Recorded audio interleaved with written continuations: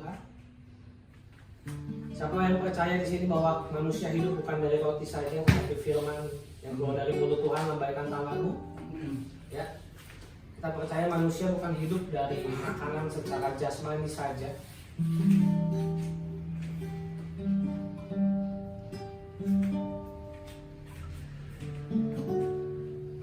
Ada beberapa pewahyuan yang akan saya bagikan dengan saudara ketika saya berdoa menyembah Tuhan. Mari sama-sama kita buka dari Matius 4 ayat 4. Siapkan catatan saudara dimanapun saudara berada. Siapkan diri kita.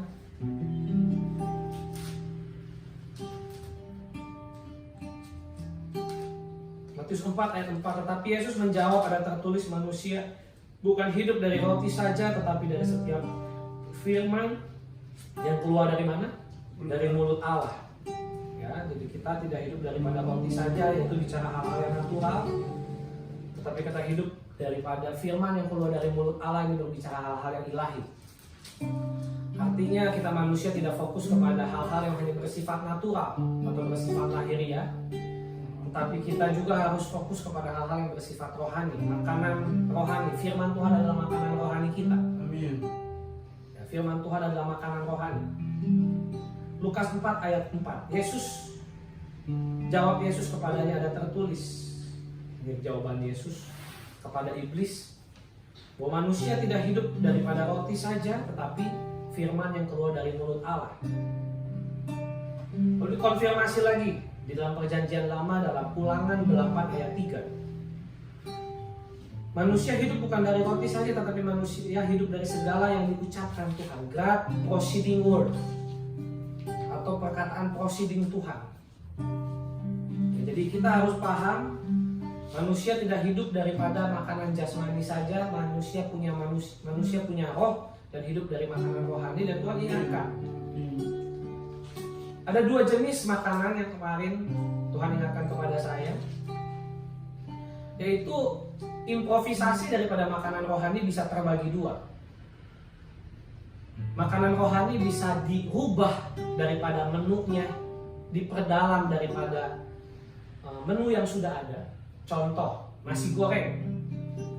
Nasi goreng bisa dibuat nasi goreng ayam, bisa dibuat nasi goreng sapi, bisa dibuat nasi goreng babi, bisa dibuat nasi goreng pete, macam-macam nasi goreng. Jadi dari satu menu nasi goreng itu bisa dibuat jadi banyak menu. Itu jenis yang pertama. Itu jenis firman yang pertama. Ayatnya sama, tetapi dimasak dengan menu yang berbeda, ya. Tapi masih sama nasi goreng. Lalu firman itu dimasak menjadi makanan. Contoh misalkan menu selanjutnya kue tiaw. Kue tiaw pun banyak, ya. Ada kue tiaw siram, ada kue tiaw sapi, dibuat lagi kue tiaw goreng dan lain sebagainya. Tapi masih kue tiaw bahan dasarnya. Ini bicara daripada penyingkapan firman yang dibuat secara variatif. Tuhan ingatkan. Jadi satu khotbah yang sama, satu ayat yang sama bisa menjadi beragam jenis khotbah yang dibungkus secara berbeda. Yang mengerti katakan amin. Ya. Tetapi ada jenis yang kedua daripada penyingkapan firman, yang progresif. Jadi ada jenis orang menggali dari menu yang sama, tetapi pada resep yang berbeda, bahan bakunya sama. Tapi ada juga jenis ekspansi menu, atau beragam ayat yang dijabarkan, dikupas. Jadi satu restoran bisa melakukan variasi daripada menambah menu nasi gorengnya, atau menambah daripada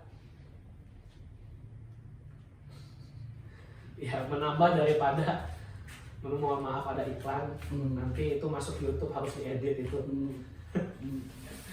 Ya, daripada menu yang berbeda, di mana satu restoran bisa punya banyak menu, yaitu bisa punya menu kue tiaw, menu mie, lalu juga dia bisa bikin lagi menu Chinese food, macam-macam Chinese food. Lalu dia bisa juga membuat menu-menu yang masih setipe, masih makanan Chinese tapi beraneka ragam. Ini jenis khotbah di mana masih satu tema, tapi menggunakan beragam ayat yang mendukung tema tersebut. Ini jenis pewahyuan yang menggunakan satu tema. Contoh, saya bicara tentang manusia roh, tetapi dengan berbagai macam perspektif. Jadi anggaplah itu adalah rumah makan Chinese food, di mana bukan hanya menjual kue tiaw, mie atau nasi, tapi beragam menu Chinese food lainnya. Ini jenis pewahyuan yang kedua, Bapak Ibu. Jadi jenis pewahyuan yang pertama tadi adalah pewahyuan yang progresif, hanya pada satu ayat namun dikupas dengan beragam cara yang berbeda. Ya, saya ajarkan ini supaya saudara paham bahwa Lord in us, Lord with us, ini adalah satu tema yang bisa digali dari berbagai macam sudut pandang. Bisa dengan 3 cara pewahyuan itu terjadi. Pewahyuan yang pertama tadi, manusia hidup daripada roti saja, yaitu itu bicara daripada hal-hal yang ilahi, bukan dari roti saja. Artinya firman adalah makanan. Makanya saya tadi analogikan bahwa firman Tuhan ini bisa seperti masakan. Jenis masakan yang pertama adalah dirubah menunya, daripada bahan bakunya tetap sama, tapi dirubah jenis menu-menunya yang ada beraneka ragam. Lalu jenis pewahyuan yang kedua, temanya sama tapi ayatnya bermacam-macam, kisah yang di Alkitab yang dipakai bermacam-macam untuk mendukung daripada satu tema yang sama. Ini adalah jenis tadi, mungkin kalau restoran itu restoran Chinese food gitu ya, atau misalkan restoran Padang ya, semua banyak jenis masakan Padang tapi temanya satu, Padang. Chinese food restorannya banyak makanan di situ tapi temanya satu, Chinese food, titik. Tapi ada jenis pewahyuan yang ketiga. Jenis pewahyuan yang ketiga adalah pewahyuan yang beraneka ragam. Dalam satu restoran yang sama, food court yang sama, tapi menjual beragam jenis masakan. Masakan India, masakan Padang, masakan Chinese, masakan Jawa, di satu food court yang sama.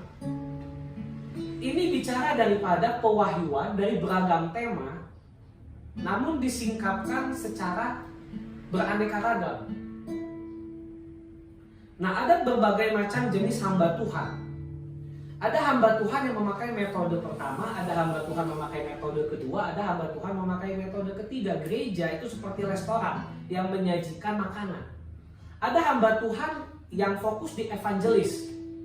Dia seperti restoran pertama. Dia bikin nasi goreng, tapi nanti nasi goreng kambing, nasi goreng pete, nasi goreng sayur, nasi goreng seafood, tapi tetap nasi goreng.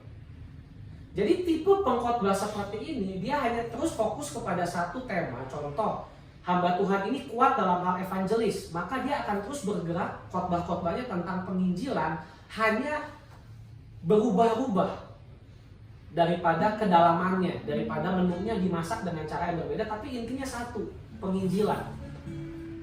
Penginjilan itu bicara tentang salib. Ayat-ayat yang dipakai sama semua.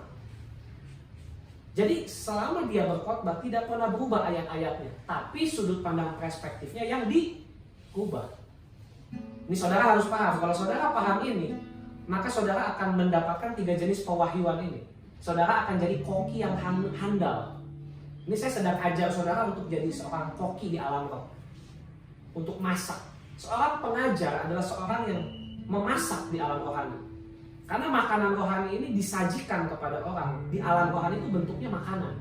Katakan amin. Jadi saudara mau jadi koki yang mana?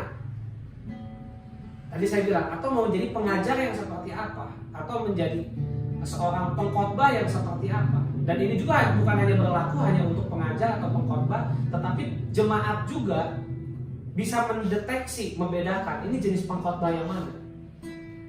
Ada pengkhotbah yang hanya fokus dengan baptisan Roh Kudus. Pokoknya dari hidup sampai mati khotbahnya tentang Roh Kudus. Nggak pernah khotbah tema lain. Ayat-ayat yang dipakai sama, semua tentang Roh Kudus. Tetapi dikupas dengan cara yang berbeda. Ini jenis pengkhotbah yang pertama. Ya. atau jenis pengajaran yang pertama. Ada jenis pengajaran yang kedua tadi, di mana pengkhotbah ini menceritakan tentang masih tema yang sama. Contoh, dia mengajar tentang yang namanya Kristus, pendalaman mengenai yang namanya kebenaran tentang fondasi Kristus, dan dikhotbahkan dengan beraneka macam ayat dari Kejadian sampai Wahyu, tapi intinya menceritakan satu, Kristus. Ini tipe koki yang kedua, Tuhan bilang sama saya. Jadi dia bedah ayat dari Kejadian sampai Wahyu, berbagai macam ayat. Yang tadi saya bilang, rumah makannya Chinese. Pokoknya semua masakan Chinese saudara bisa temukan di situ. Ya. Jadi dia pakai kamu semua ayat, ayatnya beda-beda. Tapi intinya Chinese food. Bisa saudara pahami? Tapi ada juga jenis pengkhotbah yang ketiga. Jenis pengkhotbah yang ketiga masuk kepada beragam tema. Tidak spesifik hanya pada satu tema tertentu, tidak menekankan hanya pada satu tema. Mungkin saudara pernah ketemu dengan pendeta yang hanya menekankan tentang minyak urapan, minyak urapan, minyak urapan. Seumur hidup bicaranya minyak urapan. Ada juga pendeta yang menekankan hanya berkat, berkat, berkat, berkat. Dia tidak salah. Tapi kalau hanya berkat terus, bahaya juga. Gitu ya. Dan ayatnya sama terus. Ada juga yang ayatnya berbeda-beda tapi intinya minyak urapan. Atau intinya berkat, atau intinya urapan atau Roh Kudus. Ada. Tapi ada juga jenis pewahyuan progresif yang ketiga, di mana Tuhan ingatkan saya, hamba Tuhan atau jenis pengajaran tersebut beragam. Di situ ada pengajaran tentang kekudusan, di situ ada pengajaran tentang pengurapan, di situ ada pengajaran tentang juga misalkan finansial, di situ ada pengajaran tentang marriage, tentang hubungan, di situ juga ada pengajaran tentang relationship, di situ juga ada pengajaran tentang karakter, berbagai macam jenis. Sekalipun basicnya tetap Alkitab, tapi masakannya beragam jenis seperti tadi saya bilang. Yang ketiga, yaitu pengkhotbah yang mengkhotbahkan ada banyak jenis tema dengan beragam jenis ayat. Ini pun tidak salah. Tiga-tiganya tidak ada yang salah.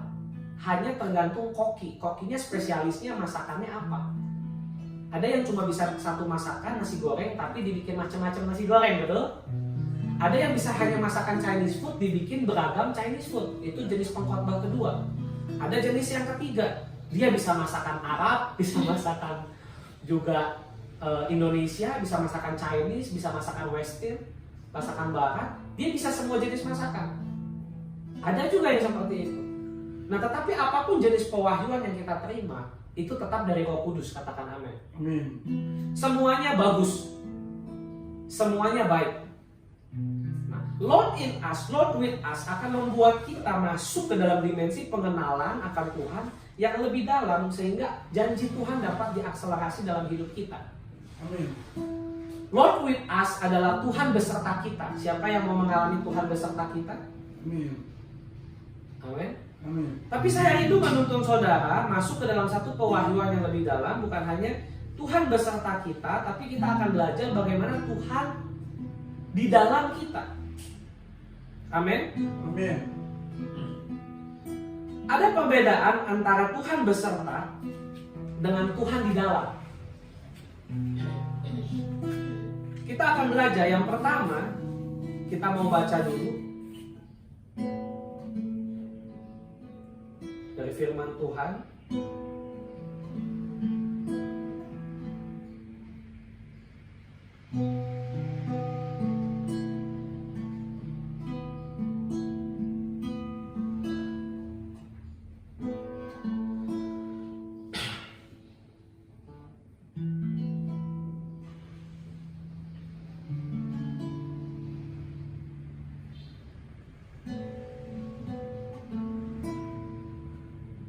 Sebentar ya saudara, saya sedang cari.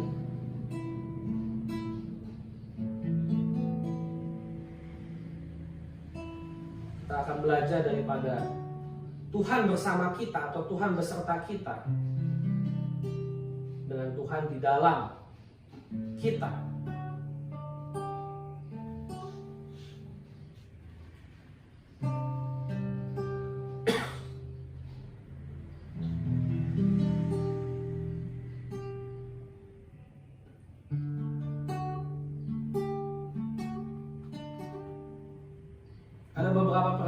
sambil saya cari ayatnya. Mohon maaf, saya ada lupa satu ayatnya. Saudara catat yang pertama, Tuhan beserta kita, Tuhan bersama-sama dengan kita.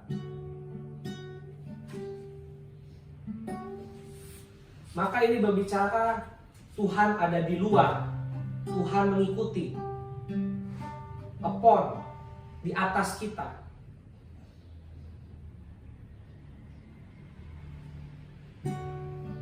Ya, ini yang pertama.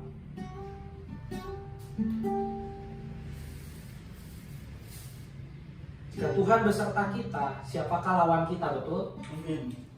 Tuhan beserta kita berbicara penyertaan Tuhan. Amin.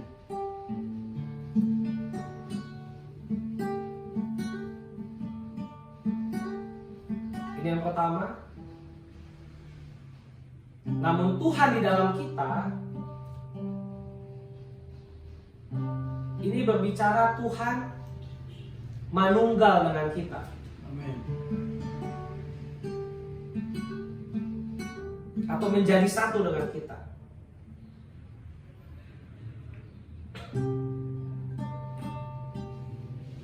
Jadi kita akan masuk kepada tingkatan di mana Tuhan ada mengikuti kita, menyertai kita, masuk kepada Tuhan ada di dalam kita, Christ in us. Ketika bumi pertama kali dirami, maka roh Tuhan melayang-layang. Mari sama-sama kita baca Kejadian 1. Pada mulanya Allah mencipta langit dan bumi belum berbentuk dan kosong, menutupi samudera raya, dan roh Allah melayang-layang di atas permukaan bumi, mengerami bumi. Ini berbicara daripada roh Tuhan ada di atas bumi, mengerami bumi, beserta. Tetapi ketika sudah selesai, maka roh Tuhan ada di Taman Eden bersama-sama manusia. Ya. Jadi saya rindu kita mengerti bahwa ketika Tuhan bergerak di dalam kita, maka Tuhan akan bukan hanya beserta kita, tapi Dia rindu ada di dalam kita. Ya, saya rindu kita paham ini.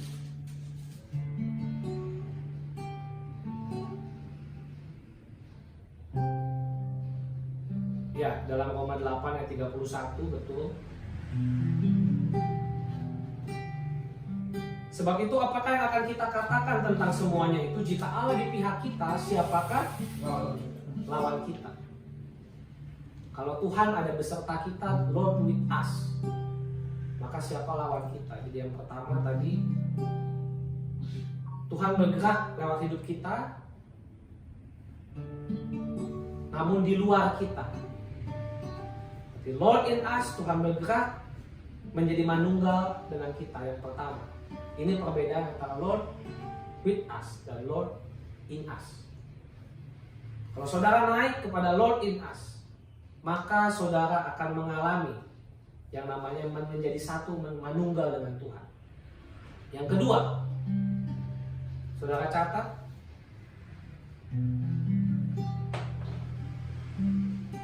Lord with us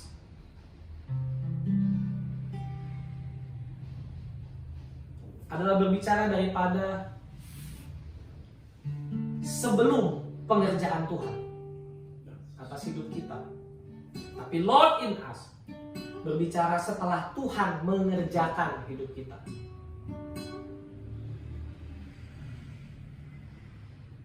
Jadi saya rindu saudara bukan hanya disertai Tuhan, tapi dikerjakan Tuhan. Karena ada perbedaan antara disertai, hanya disertai saja, dengan dikerjakan. Ingat, proses tidak pernah berbohong. Kehidupan orang yang percaya harus diproses, dikerjakan. Sama-sama katakan dikerjakan. Dikerjakan. Kalau hidup kita tidak mau dikerjakan Tuhan, maka Tuhan tidak bisa di dalam kita menjadi satu, menjadi manunggal dengan kita. Ya, kita perlu dikerjakan. Di poin kedua, bahwa kita harus memberi hidup kita dikerjakan supaya Dia bisa secara penuh menguasai hidup kita. Lord in us itu berbicara Yang ketiga, Lord with us dan Lord in us. Yang ketiga berbicara daripada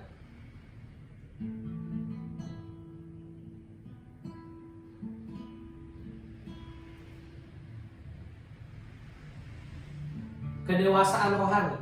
Sama-sama katakan kedewasaan rohani.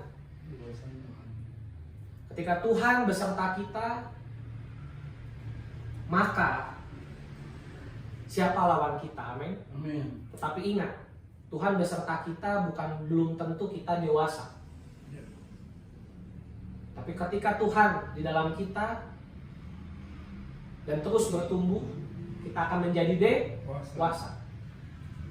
Kedewasaan lebih penting daripada pengurapan. Tuhan beserta kita itu membuat kita diurapi. Tapi Tuhan di dalam kita membuat kita menjadi dewasa. Amin. Ya.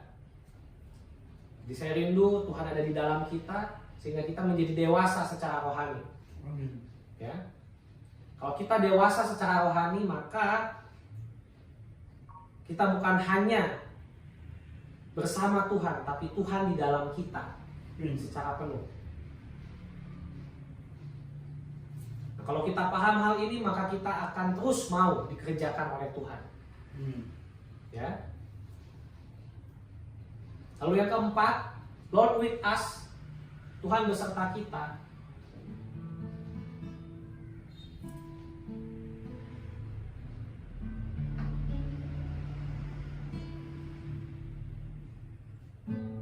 Membuat kita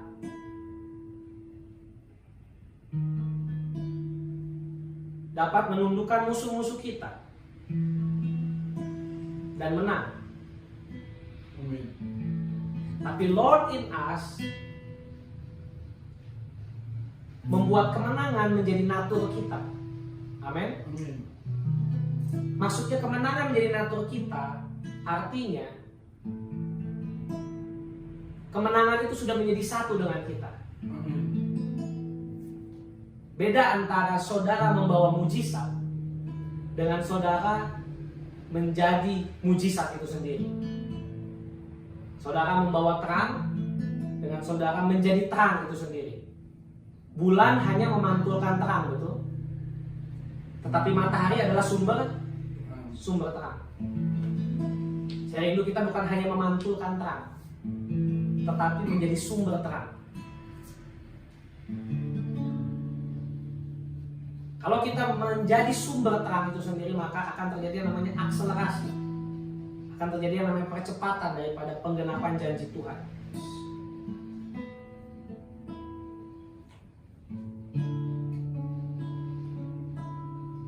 Mari kita baca tadi kelanjutannya Roma 8 ayat 26. Demikian juga Roh membantu kita dalam kelemahan kita, sebab kita tidak tahu bagaimana caranya untuk berdoa. Tetapi Roh sendiri berdoa kepada kita dengan Allah, dengan keluhan yang tidak terucapkan. Dan Allah menyelidiki hati nurani, mengetahui maksud Roh itu, bahwa ia sesuai kehendak Allah berdoa untuk orang-orang kudus. Jadi ketika Roh Allah menyatu dengan Roh kita, maka kita akan tahu apa yang menjadi isi hatinya Tuhan. Katakan amin. Amin. Tadi yang keberapa? Yang keempat? Atau yang kelima? Yang keempat, ya. Sekarang yang kelima. Yang keempat tadi berbicara daripada bukan hanya kemenangan mengikuti kita, tetapi kita menjadi mujizat, menjadi kemenangan itu sendiri. Saya berdoa di dalam nama Tuhan Yesus, setiap kita yang mendengar kebenaran ini, Tuhan biarlah mujizat menjadi natur kita, menjadi natur mereka yang mendengar. Mereka bukan jadi orang-orang yang mengejar-ngejar mujizat, mencari-cari mujizat, tapi mereka menjadi para pencipta mujizat. Dan mujizat itu sendiri menjadi natur daripada anak-anak Tuhan yang mendengarkan kebenaran firman ini. Mujizat itu diciptakan dimanapun mereka berada, di dalam nama Tuhan Yesus. Kemanapun mereka pergi, itu membawa mujizat Tuhan. Amin. Ya, saya percaya ketika saudara menjadi pembawa mujizat, saudara tidak akan lagi kejar-kejar KKR, kejar-kejar hamba Tuhan untuk terima mujizat. Tetapi mujizat itu menjadi satu dengan kita, dan kita yang justru Tuhan pakai untuk membawa mujizat. Saudara bukan jadi konsumen, tapi saudara belajar menjadi produsen. Ya. Yang kelima, Lord with us membuat kita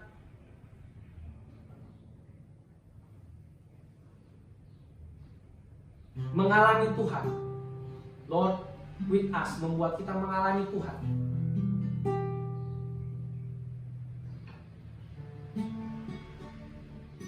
Tetapi Lord in us membuat kita bukan hanya sekedar mengalami Tuhan,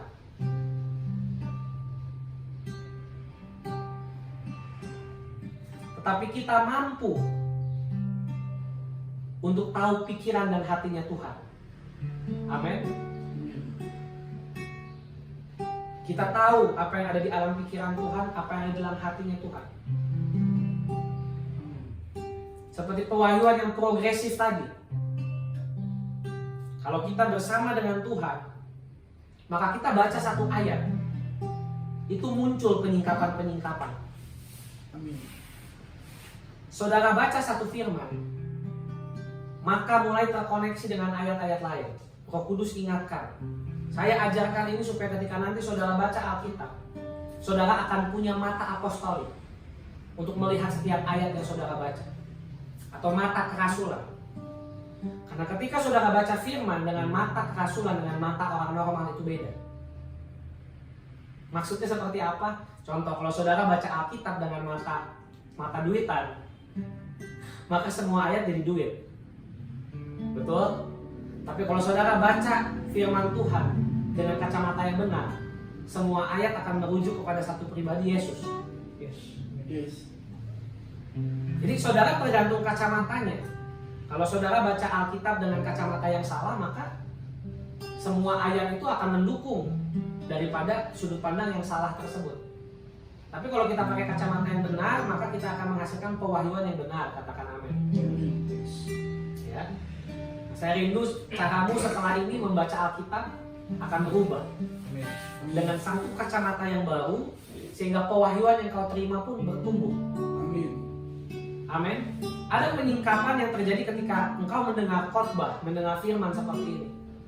Tapi ada juga penyingkapan-penyingkapan terjadi ketika engkau baca firman di rumah, baca Alkitab di rumah, dan terjadi penyingkapan, dan ayat mulai terhubung kepada ayat, dan kau baca satu ayat menghubung kepada ayat lain, dan mulai Roh Kudus mengkoneksikan ayat-ayat tersebut, membuat engkau dapat mengerti hal yang sebelumnya engkau tidak mengerti. Katakan amin. Amin. Ya. Karena banyak orang datang kepada saya dengan kondisi mereka baca Alkitab dan tidak mengerti. Kenapa engkau baca Alkitab tidak mengerti? Karena tidak disingkapkan. Yang mengerti katakan ya. Ya. Orang kalau baca Alkitab dengan mata orang normal, dengan pikiran yang belum dibaharui, tidak akan bisa memahami Alkitab. Engkau perlu mata apostolik. Rasul Paulus membaca perjanjian lama dengan mata apostolik, sehingga dia bisa menarik apa yang di perjanjian lama, dia tulis ulang, tapi dengan perspektif yang baru, betul? Dengan pewahyuan yang baru, yang segar, betul? Yesus ketika berfirman di bait suci, dia mengutip perjanjian lama. Dikutip tapi dengan pewahyuan, penyingkapan. Akhirnya menghasilkan apa? Akhirnya menghasilkan pewahyuan yang progresif, yang mengerti katakan amin. Dan ini menjadi makanan yang baru. Pewahyuan yang progresif adalah makanan yang baru, adalah roti yang baru, adalah masakan yang baru. Tadi saya di awal sudah jelaskan ada 3 cara pewahyuan itu terjadi. Bisa dari satu ayat yang sama diulang-ulang tapi pewahyuannya beda-beda. Bisa masih satu tema yang sama tapi banyak ayat dengan pewahyuan yang berbeda dari banyak ayat. Bisa banyak tema dari beragam ayat. Itu jenis-jenis pewahyuan yang bisa saudara terima. Nah, saya rindu ketika saudara membaca Alkitab, saya berdoa di dalam nama Yesus, engkau membaca Alkitab tidak lagi dengan mata yang sama, kacamata yang sama. Tuhan berikan kacamata kerasulan, kacamata apostolik, sehingga ketika anak-anakmu membaca firman, maka sudut pandang rasul-rasul terbuka. Seperti rasul-rasul membaca perjanjian lama, Seperti itulah ketika anak-anakmu membaca bahkan perjanjian lama Amin. yang dianggap mungkin tidak relevan, yang dianggap mungkin membingungkan untuk orang zaman sekarang, tetapi ketika anak-anakmu membaca dengan kacamata yang baru, mereka bisa mengerti sudut pandang yang baru, pewahyuan yang progresif terjadi, pewahyuan yang meningkat terjadi di dalam nama Tuhan Yesus. Ya. Saya rindu ketika kita membaca Alkitab itu nanti akan berbeda. Ya. Kejadian 6 ayat 3, berfirmanlah Tuhan, rohku tidak akan selama-lamanya tinggal di dalam manusia. Ini setelah manusia makan buah pengetahuan baik dan jahat. Jadi sebelum manusia makan buah pengetahuan baik dan jahat, roh Tuhan tinggal di dalam manusia, in us. Ya. Roh Tuhan. Tapi saudara lihat, nabi-nabi dalam perjanjian lama itu tidak bisa mengalami di dalam, mereka hanya di atas. Jadi mereka mengalami kepenuhan urapan tapi belum pribadi. Yang mengerti katakan amin. Amin. Kita sudah poin yang berapa tadi? 5 ya. Yang ke-6, Lord with us membuat kita bergerak dalam dimensi Roh Kudus, pengurapan Roh Kudus, kuasa Roh Kudus. Tapi Lord with us, Lord in us membuat kita mengenal pribadi Roh Kudus. Jadi pengurapan, kuasa berbeda dengan pribadi, tapi tidak bisa dipisahkan. Tapi saudara bisa memakai kuasa Roh Kudus tanpa mengenal pribadi Roh Kudus.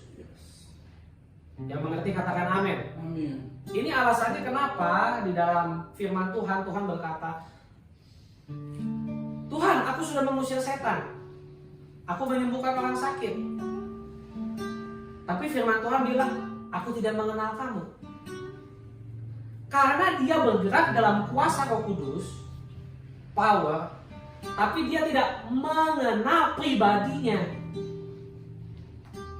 Nah, saya rindu saudara paham Lord in us dan Lord with us, supaya saudara bukan hanya kejar urapan, hanya kejar mujizat, kesembuhan, kelepasan, hanya mengerti kuasa Tuhan, tapi saudara mengerti pribadinya. Jadi tadi yang ke-6, Lord in us membuat kita tahu tentang pribadi Roh Kudus. Ya, saya rindu kita mengenal Roh Kudus sebagai pribadi. Jangan hanya mengenal Roh Kudus sebagai burung merpati, hanya mengenal Roh Kudus sebagai lidah api. Roh Kudus itu bukan hanya sekedar lidah api. Roh Kudus itu bukan hanya sekedar burung merpati, tetapi dia adalah pribadi. Sama-sama katakan pribadi. Pribadi. Dan saya rindu saudara mengenal dia sebagai pribadi, bukan hanya sebagai kuasa saja. Ini penting, penyingkapan Roh Kudus sebagai pribadi. Dwell in us, menyatu dengan kita. Itu penting kita alami. Yang terakhir, yang ke-7.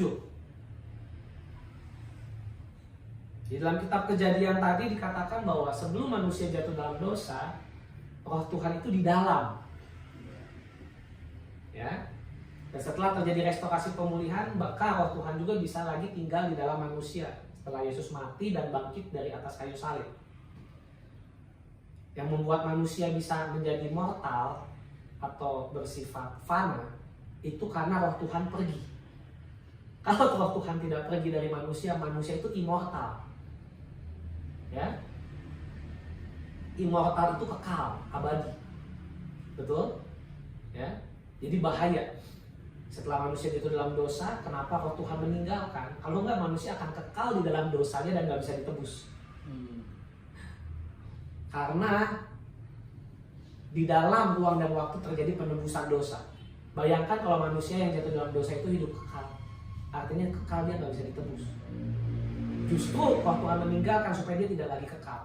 Sehingga terjadi yang namanya penebusan. Ya. Ini penting sekali untuk kita pahami. Lalu yang terakhir, yang ke-7, Lord in us dan Lord with us.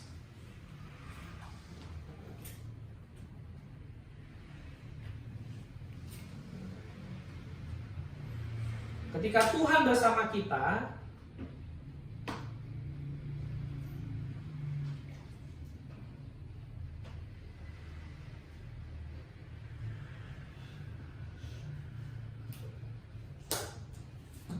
Artinya kita belum membangun hidup kita sebagai bait suci. Belum selesai proses bait suci yang kita bangun. Tubuh kita adalah bait Allah, betul? Amin. Roh Allah tidak mau sekedar diam di tenda yang dibangun, tapi Roh Tuhan mau tinggal dalam pribadi. Tubuh kita adalah rumah Tuhan. Dan Lord in us berbicara daripada kita sudah membangun kehidupan kita menjadi bait Tuhan, sehingga Tuhan bisa tinggal di dalam kita dan menyatakan kemuliaannya. Yang rindu supaya Tuhan tinggal di dalam hidupnya, lambaikan tangan. Amin. Ya, bangun bait suci. Bangun kehidupan rohani kita. Kalau kita tidak bangun, maka Tuhan tidak bisa di dalam. Hanya beserta kita. Ini jangan diputar balikan ya. Ini bahaya kalau ini diputar balikan. Karena dari konsep pengajaran yang lain, orang bisa mengaku Yesus sebagai Tuhan Juru Selamat itu karena ada Roh Kudus di dalam dia. Betul, ini saya sedang bicara konteks lain, bukan konteks keselamatan. Tapi saya sedang berbicara konteks lain, di mana saudara harus membangun hidupmu menjadi bait suci Tuhan. Gereja adalah dirimu. Anda adalah gereja. Katakan saya adalah gereja. Jadi suka tidak suka, saudara itu gereja. Gereja itu bukan gedung.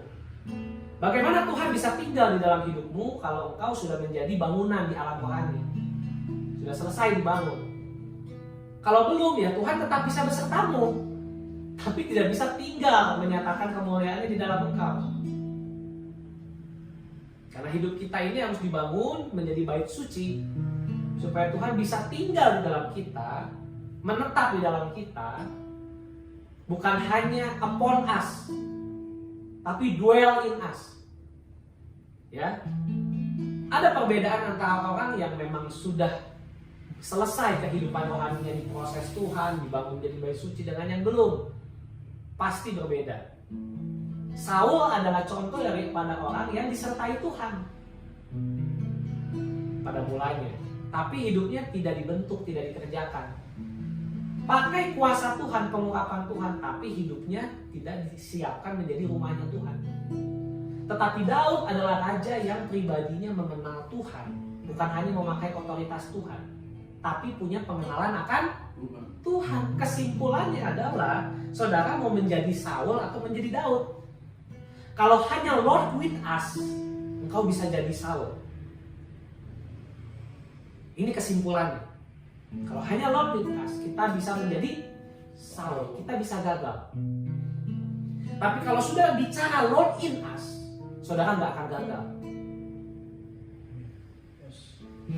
Ini kesimpulannya. Kalau saudara paham ini, maka saudara akan mengerti garis besar daripada Lord in us dan Lord with us. Fatal kalau kita hanya bilang Tuhan beserta saya. Bagus Tuhan beserta saudara, saya suka. Tetapi ingat, Saul bisa gagal. Tapi kalau sudah bicara Lord in us, artinya hidup kita sudah dikerjakan Tuhan, diproses Tuhan, dibangun jadi rumahnya Tuhan, tempat kediamannya Tuhan, mengerti pribadi hatinya Tuhan, pikirannya Tuhan. Dan di dalam orang seperti ini Tuhan gak pernah gagal. Amin. Amin. Kalau saudara jadi Saul, saudara bisa binasa. Makanya banyak pendeta yang sudah diurapi Tuhan mati masuk neraka. Ada yang tanya sama saya, apa benar di neraka ada pendeta? Banyak. Karena hanya Lord with us. Kalau hanya Lord with us, saudara bisa menyimpang. Hidupmu gak mau dikerjakan. Yang penting Tuhan beserta saya. Yang penting saya buat dosa, saya berzina, tetap bisa bikin mujizat, tetap diurapi Tuhan, Tuhan tetap beserta saya. Seolah-olah seperti itu. Tapi keliru. Tetapi kalau kita sudah Lord in us, mungkin ada margin of error seperti Daud yang terjadi dalam hidupnya. Tapi orang yang hidupnya pada dasarnya sudah pakem dengan Tuhan, dia tahu bagaimana caranya kembali. Dia tahu bagaimana caranya pulang. Katakan amin. Amin.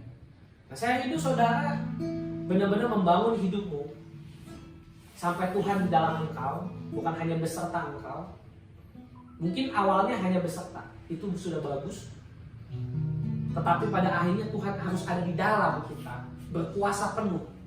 Bukan hanya menyertai tetapi tinggal.